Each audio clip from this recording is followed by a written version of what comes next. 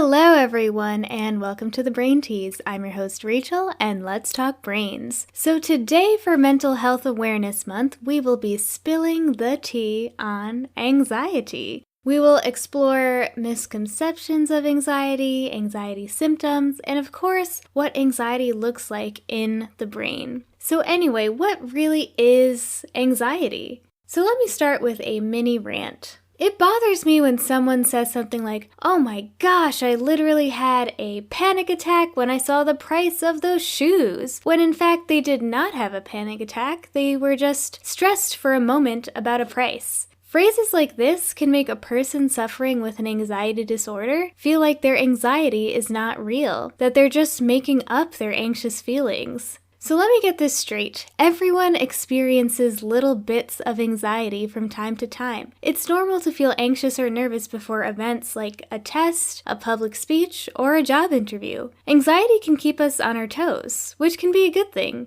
to an extent. Yet, people with anxiety disorders experience anxiety differently. People with anxiety disorders experience persistent and intense feelings of fear and worry that are so overwhelming that they interfere with their everyday life. So what does anxiety feel like? In Ariana Grande's song, Breathin', she honestly describes the daily struggle of anxiety. She says, "Some days, things just take way too much of my energy. I look up and the whole room's spinning. Time goes by and I can't control my mind." So first of all, this song is an absolute jam if you haven't listened to it already. And Ariana Grande actually wrote this song while she was experiencing anxiety in the studio. Anxiety so severe to the point that she felt like she couldn't breathe. Thus the song name, Breathin'. Anxiety is not something to be taken lightly. Anxiety disorders are the most common mental health disorder. About 19% of U.S. adults experience an anxiety disorder every year, and about 30% of U.S. adults experience an anxiety disorder at some point in their lives.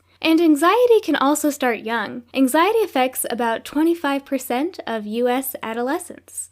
Under the umbrella of anxiety, there are a few types of anxiety disorders which we'll briefly discuss. There is generalized anxiety disorder, which is excessive worry about life events or everyday situations. There is social anxiety disorder, which is excessive fear of being embarrassed in social situations. There is panic disorder, which is composed of unexpected panic attacks, kind of like what the singer Ariana Grande was saying in her song Breathing, which includes difficulty breathing and the feeling of losing control. There is also phobia, which is an excessive fear about a specific thing or an experience, such as spiders or flying. Some related disorders in anxiety are post-traumatic stress disorder, also known as PTSD, and obsessive-compulsive disorder, also known as OCD. But I'm going to save these for another episode. So the good news is that anxiety disorders are highly treatable. A recent Canadian study showed that 70% of those with a history of anxiety were free of symptoms for at least a year after treatment. If you or a loved one is suffering from anxiety, I've listed resources in the description to help you find a therapist in your area or help with anxiety symptoms. So why do we want to study what anxiety looks like in the brain? Though many people with anxiety get better with the current treatments available, not all experience complete anxiety relief. Anxiety is really unknown in a lot of ways. By learning how anxiety works in the brain, we can potentially learn more about who is at risk for anxiety, we can understand who responds best to treatments, and we can create new, more effective treatments. So let's talk brains. How does anxiety affect the brain? I'm going to be summing up a review of anxiety studies made by accomplished researchers that I personally admire. In this review, the authors looked at brain activity in tasks across all types of anxiety disorders. Most of the studies showed that people with anxiety show more amygdala, which is an emotion processing region, activity when looking at threat.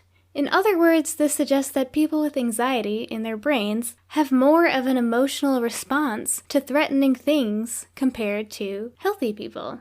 Now I want to explain what emotion control regions are. They do exactly what they sound like. They help to control emotions. Some regions involved in emotion control are the prefrontal cortex and the rostral anterior cingulate cortex. That is a mouthful, but I guess a lot of brain regions are a mouthful. Anyway, I like to think of these emotion control regions like a thermostat. If the room's too hot, you turn down the thermostat and eventually you're at an optimal, cooler temperature. Likewise, let's say you're feeling the emotion of fear because you saw a scary scene in a movie. You wouldn't want to feel fear forever, so the thermostat, emotion control brain regions, would help to tone down that fear.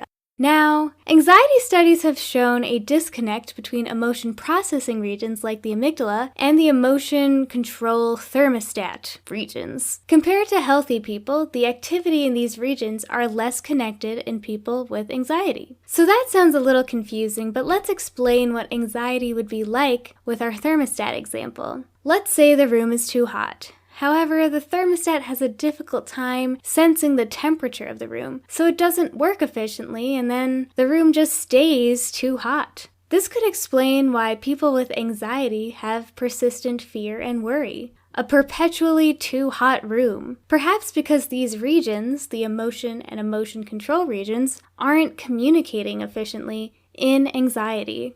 Overall, there is still a lot to be explored about in anxiety. It is the most common mental health condition and can be a serious daily struggle. Studies show that people with anxiety have more emotion processing region activation and less connected emotion processing and emotion control activity compared to healthy people. No wonder anxiety can be so difficult. These findings highlight a potential disturbance in the communication of brain regions crucial to emotion in anxiety. The future of anxiety research is to learn more about how anxiety and anxiety treatment affect the brain so that we can better treat anxiety, so that more people can experience relief from their symptoms. Lastly, we are currently living in a worldwide pandemic, so anxiety levels are at an all-time high. There are things to worry about outside. There are thoughts to fear inside in quarantine. If you think you or a loved one may be experiencing anxiety, please utilize the resources that I listed in the description if necessary. I have also included resources specific to coping with this pandemic. That's all for today. I'll see you next time on The Brain Tease.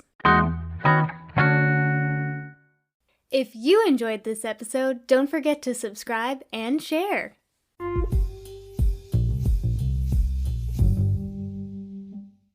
What have you always wondered about the brain? If you have an idea for an episode, feel free to message me at thebraintease.com or message me on Instagram at thebraintease.